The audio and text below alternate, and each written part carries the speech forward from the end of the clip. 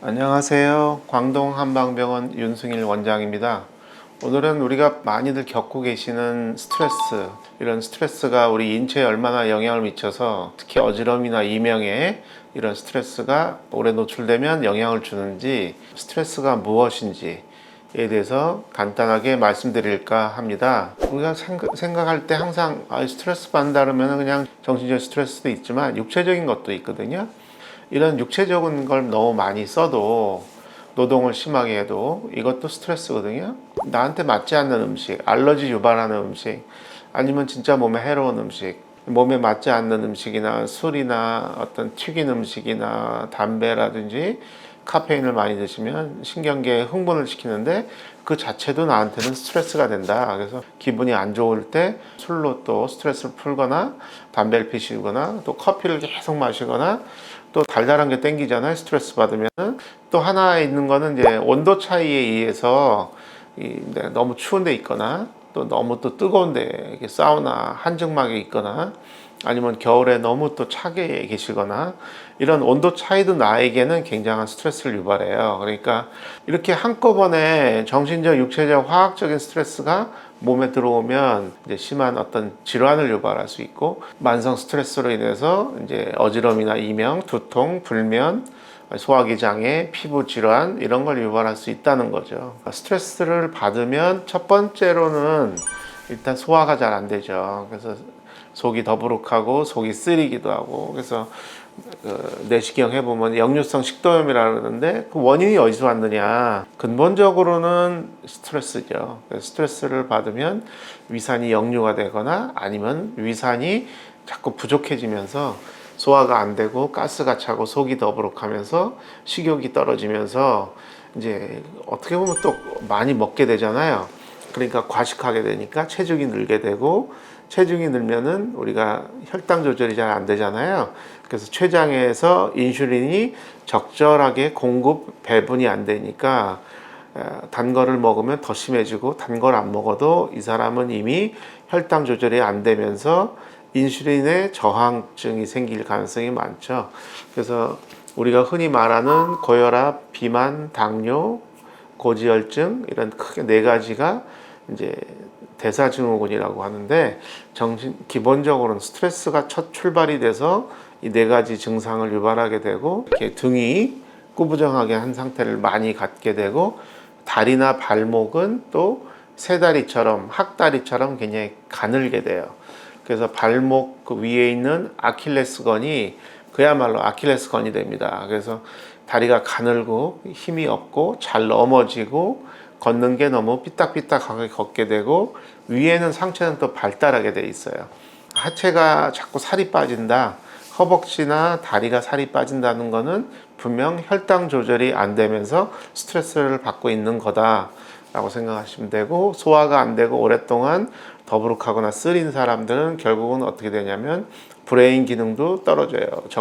정상적으로 음식을 충분한 영양을 공급을 못하면 브레인으로도 영향을 미치기 때문에 뇌 기능이 떨어지면서 기분이 우울해지거나, 기억력이 떨어지거나, 머리가 멍하거나, 기억력이 자꾸 떨어지게 되면서 어지럼증, 이명이 올 수 있다는 거죠. 그래서 소화 기능이 약하면 위와 장에서 뇌로 연결되는 소통하는 그 신경과 혈관이 있어요. 혈액이 있는데, 그래서 브레인하고 뇌하고 장이 커넥션이 있다. 허리가 아프고 또 무릎이 아프고 발바닥이 저리다, 이유가 없다, 엑스레이, MRI 이상이 없다, 대부분 스트레스입니다. 그래서 우리 한방에서는 요슬산통, 허리와 무릎이 시큰거린다, 아프다, 이유 없이 삭신이 쑤신다, 이거를 단지 관절이나 뼈가 약해서라고 보는 것도 있으나 근본적으로는 스트레스가 원인이다라고 볼 수 있습니다. 그래서 스트레스를 받으면 이 콩팥 위에 부신이라는 기관이 있거든요. 그래서 신장이 훨씬 크고 부신은 조그맣게 있지만, 실제로 조그만 부신이 인체에 엄청난 영향을 미치고 있어요. 그래서 스트레스를 받으면 브레인에서 스트레스 자극 호르몬이 나오고, 그 스트레스 자극 호르몬이 쭉 몸으로 내려와 가지고 콩팥 위에 있는 부신을 자극 주면, 부신에 있는, 겉에 있는 그 부신 피질이 있고 안쪽에 있는 부신 수질이 있는데, 피질에서는 코르티졸이라고 하는 그 스트레스 호르몬이 나오고 안쪽에 있는 수질에서는 에피네프린, 노르에피네프린이라는 신경 전달 물질이 나오면서 우리의 몸에 여러 가지 문제를 일으킨다. 그래서 시상하부와 뇌하수체 부신축을 우리가 HPA 엑시스라고 하거든요. 결국은 뭐냐, 브레인에서 스트레스를 접수한 다음에 시상하부 뇌하수체 부신축을 통해서 마지막 부신에서 스트레스 호르몬인 코티졸을 분비해서 우리를 이제 보호하기 위한, 디펜스하기 위한 하나의 생체 방어, 하나의 기전이에요. 그런데 이제 현대 사회에는 가끔 스트레스를 받는 게 아니라 날마다 받잖아요. 그러니까 날마다 받다 보니까 이 부신이라는 기관이 어쩌다 한번 꼭 필요할 때만 쓰여야 되는데 늘 스트레스를 받고 부신을 너무 남용을 하고 과용하니까 부신 기능이 이제 완전히 나중에 바닥이 나는 그런 분들이 대부분이에요, 현대인들은. 처음 이거를 만든 사람은 이제 캐나다의 의사 셀리에라는 사람인데, 쥐 갖고 생체 동물 실험을 하다가 본인이 손재주가 없어가지고 동물 실험을 잘 못했어요. 그랬더니 본인이 실험했던 쥐들이 나중에 이렇게 부검을 해봤더니 이 부신 기능이 너무 쪼그라들었더라. 그래서 이유를 몰랐는데 나중에 봤더니 자신이 너무 얘를 잘 실험을 못해가지고 쥐가 엄청나게 스트레스를 받으면서 죽은 거죠. 그래서 이제 이분이 만든 게 General Adaptation to Stress. 그래서 스트레스를 받으면 우리 몸이 어떻게 신체 반응을 하는구나 라는 걸 처음 논문을 쓰게 된 거예요. 부신에서 이제 나름대로 호르몬이 나오고 방어를 하고 적응을 하고 저항을 했는데 이게 한두 번이 아니라 너무 오랫동안 됐다. 그러면 결핍, 고갈, 완전히 익조션이 돼가지고 이제는 내 몸을 가동할 수가 없어요. 그러면 질병이 오고 염증이 오고 암이 오게 되는 거죠. 시간이 가면서 이제 나중에는 부신이 완전히 바닥이 나는 부신 기능 저하증이 오면 그때부터는 치료가 참 어렵습니다. 만성 스트레스의 세 가지 요소를 말씀드린 것처럼 이제 부신이 결국은 쪼그라들지만 그 전에는 이제 일시적으로 커지기도 하고요. 그 다음에 이제 면역 세포들이 다 기능이 떨어집니다. 그리고 위산이 자꾸 분비되면서 스트레스를 받으니까 위나 장이 궤양이 오게 된다. 그래서 다시 말씀드리면 HPA 엑시스는 스트레스를 오랫동안 받으면 결국은 가만히 있지 않고 브레인으로 들어가서 브레인에 있는 미세 악교 세포라고 있어요. 이런 미세 악교 세포를 너무 오버하게 만들거든요.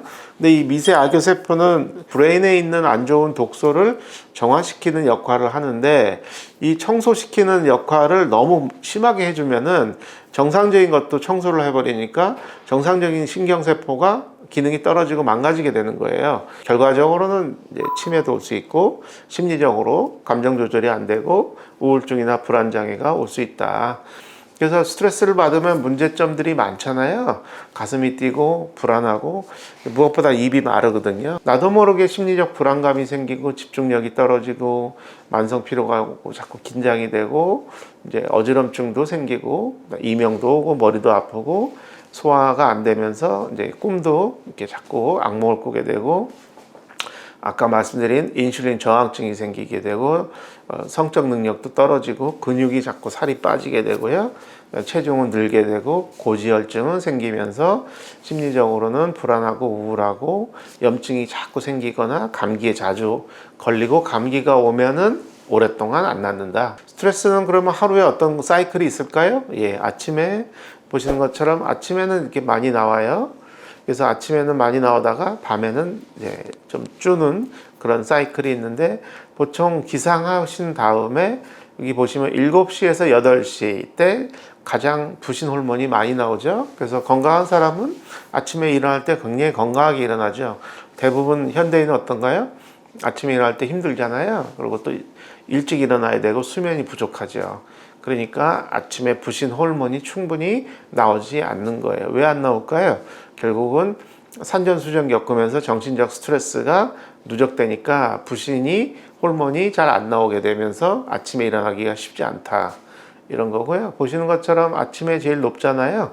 그래서 24시간 동안 스트레스 호르몬의 사이클은 아침에 정점을 쳤다가 오후 3시, 4시부터는 쭉 빠지게 돼요. 그래서 저녁이나 밤이 되면은 굉장히 바닥을 이제 겪게 되죠. 그러니까 저녁이나 밤에 부신 호르몬이 별로 없는데 엄청나게 몸을 혹사하거나 스트레스를 받거나 과식을 하면 부신이 보호해 주질 못해요.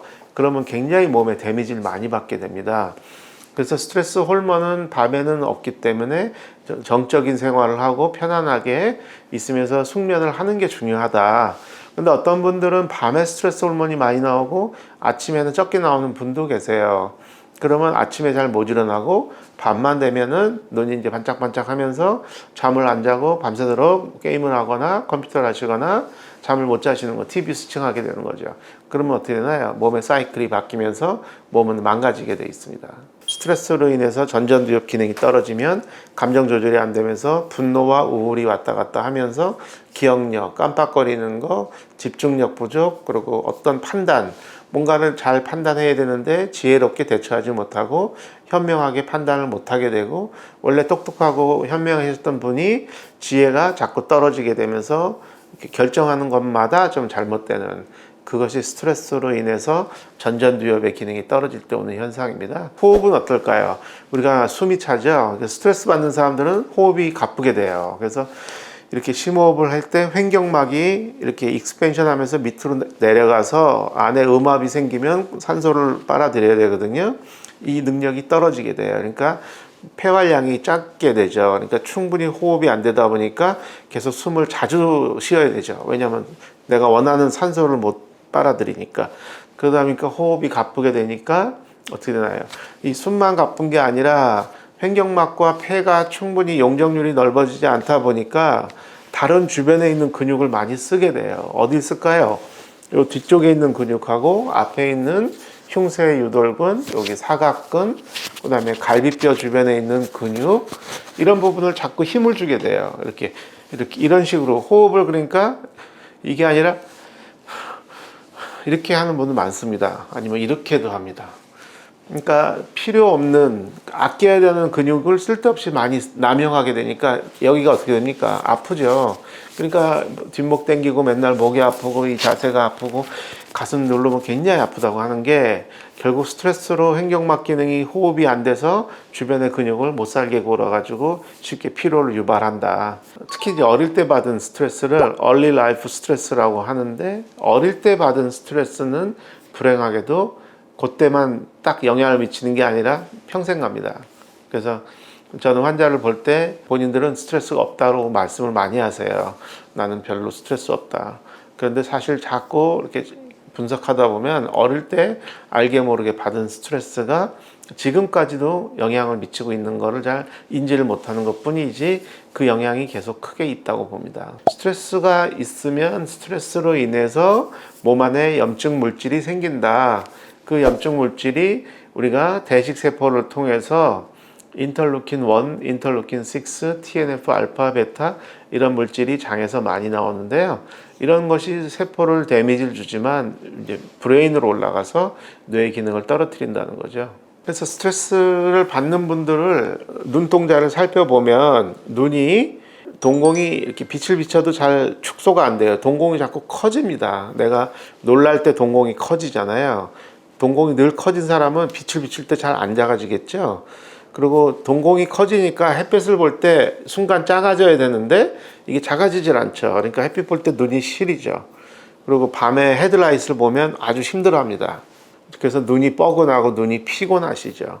그리고 동공이 이렇게 안으로 자꾸 이렇게 눈이 자꾸 자기도 모르게 안으로 이렇게 경직되어 있습니다. 정신적으로 긴장, 불안, 우울하신 분들은 몸이 움츠러들잖아요. 눈동자도 굉장히 움츠러들고 동공이 잘 안 작아지니까 햇빛이나 빛을 볼 때 굉장히 눈이 아프다. 그리고 이제 어떤 시각에 대해서 굉장히 민감하다. 그래서 사람이 많거나 이런 데를 별로 좋아하지 않는다. 그래서 동공이 화면을 보시는 것처럼 이렇게 작아졌다 커졌다 가만히 있질 않고 이렇게 움직이게 되죠. 그래서 이런 것도 정신적 스트레스로 인해서 교감신경이 흥분되면 흥분한 거로 인해서 동공이 작아지려고 하는데 다시 커지고 이런 식으로 반복되게 됩니다. 지금까지 말씀드린 게 우리가 평소에 스트레스를 받으면 우리 몸에 어떤 영향을 미치는가, 스트레스는 무엇인가, 이제 그런 거에 대해서 간단하게 알아봤습니다. 감사합니다.